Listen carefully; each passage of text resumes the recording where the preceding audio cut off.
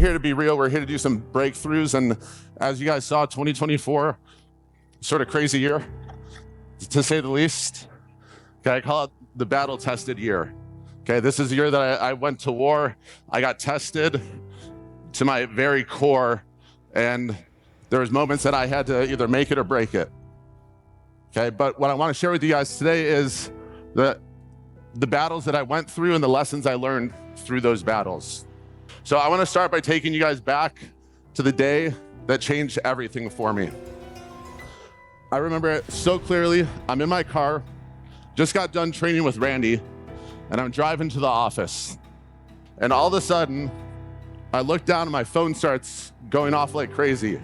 Notification after notification, Facebook, TikTok, Instagram, you name it. Then I get a text from Jonathan Frank, and I open it up, and there's a link to an article, the article. As I'm driving, I start reading it, and my heart drops. I couldn't believe what I was reading. How could they publish this? How could anyone believe her?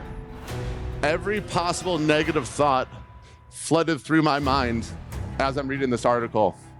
You guys ever have one of those moments where it feels like the floor just fell out from underneath you? That's what this was. It was such a big deal. There was no solutions at the time. There's nothing to think about how I could fix this. No amount of business seminars was gonna solve this for me. My thoughts started spiraling immediately on how is this gonna impact my family? How is this gonna impact my business? How is it gonna impact my kids? What if people start targeting as a result of this? And lastly, how am I supposed to show up as a leader for everyone in my life while the whole world hates me? Every doubtful question was popping up in my head. So as I'm thinking of this, and as I'm driving to the office, I immediately call my wife. And I start telling her what happened. So telling her about the article. She gets the kids from school. She goes to meet me at the office. Meanwhile, while all this is happening, Jody is on a plane heading to Phoenix because he's supposed to be teaching a seminar at our school for 2 days, and he's literally landing into a shit show. So Jody's on his way. I text him to come to the office as well. He read the article on the plane.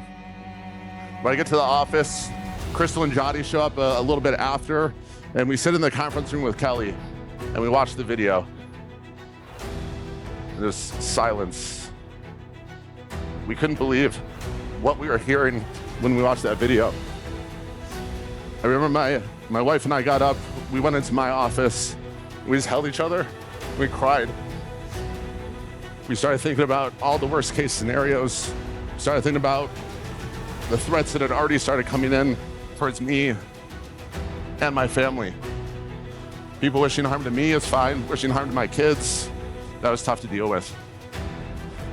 And we couldn't help but think the whole world around us was coming crashing down.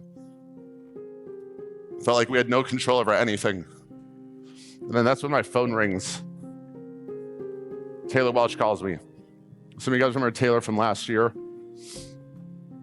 Taylor was a great keynote speaker at our event last year.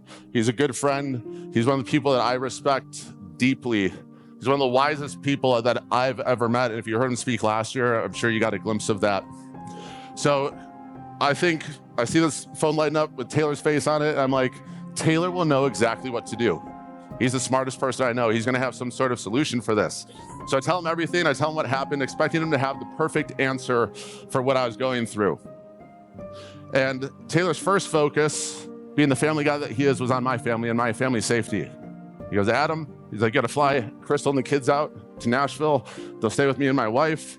We'll make sure that they're safe. And then you can focus on handling all of this. Now, if you have met my wife, she's stubborn and Hispanic, and she was not gonna be leaving her man in the middle of this giant thing that was beginning to unfold. So I'm on the phone with Taylor, and he asks next if he could pray with me. Now, I wanna be real with you.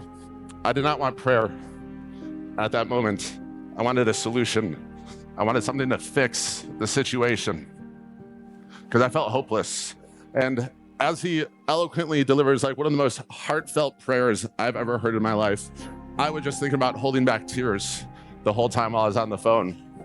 And if my thought was, if the smartest person I know doesn't have a solution for this, what hope is there? And right before Taylor hung up, though, he dropped some gold. He said something to me that I've been thinking about ever since. He said something that instantly shifted everything for me. The size of the problem in front of you is directly proportional to the size of the calling God has for you.